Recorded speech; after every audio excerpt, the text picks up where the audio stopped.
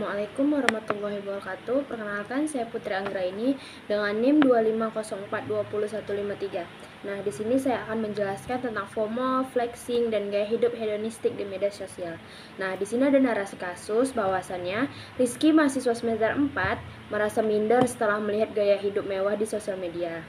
Nah, karena FOMO, ia memakai paylater dan meminjam uang demi mengikuti tren hingga utangnya mencapai 3,5 juta. Akibatnya, Rizky menjadi stres, rendah diri, meninggalkan sholat, dan prestasi kuliahnya menurun.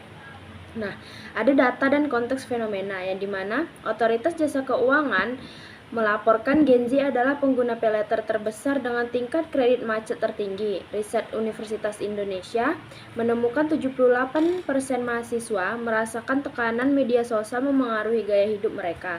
Kementerian Kesehatan RI juga mencatat dari 3 mahasiswa mengalami gejala kecemasan sosial yang berkaitan dengan perbandingan media sosial di platform digital. Nah, di sini ada dimensi akhlak yang terlibat. Nah, yang pertama ada titik konflik etis, yang dimana ada ria, israf, hasad, hutang yang tidak terkendali melanggar prinsip muamalah. Nah, yang kedua ada nilai Islam yang relevan, yang dimana qanaah, puas dengan pemberian Allah, juhud, tidak diperbudak oleh dunia, tawadu, rendah hati dan tidak pamer, syukur, mensyukuri apa yang dimiliki. Nah, di sini ada landasan Al-Quran dan hadis. Yang pertama ada Quran surah Al-Isra, yang dimana dan janganlah kamu menghambur-hamburkan hartamu secara boros, sesungguhnya pemboros itu adalah saudara-saudara setan. Nah, yang kedua ada hadis riwayat Bukhari dan Muslim. Nah, yang dimana kekayaan sejati bukan dari banyaknya harta benda, melainkan kekayaan jiwa atau qanaah.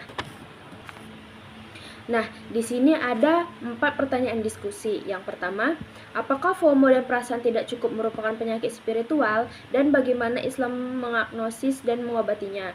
Nah, jawabannya, FOMO dan rasa aku nggak cukup itu bisa jadi penyakit hati dalam Islam. Soalnya kita jadi suka bandingin hidup orang lain, pengen ikut semua tren, dan susah bersyukur.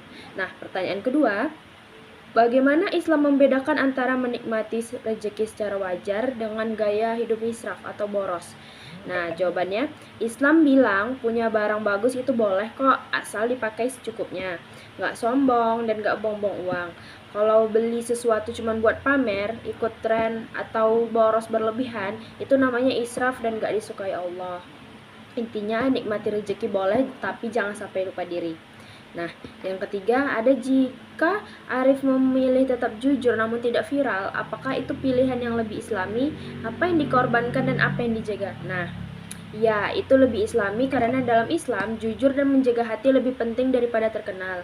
Yang dikorbankan seperti popularitas, pujian orang, dan kesempatan viral. Dan yang dijaga juga seperti kejujuran, harga diri, hati, dan iman.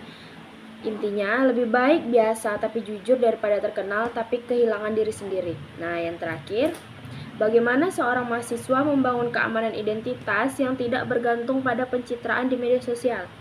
Nah, mahasiswa bisa punya keamanan identitas dengan cara percaya kalau nilai dirinya nggak ditentukan oleh media sosial. Jadi intinya, kalau hati udah percaya diri, kita nggak akan haus pengakuan dari internet.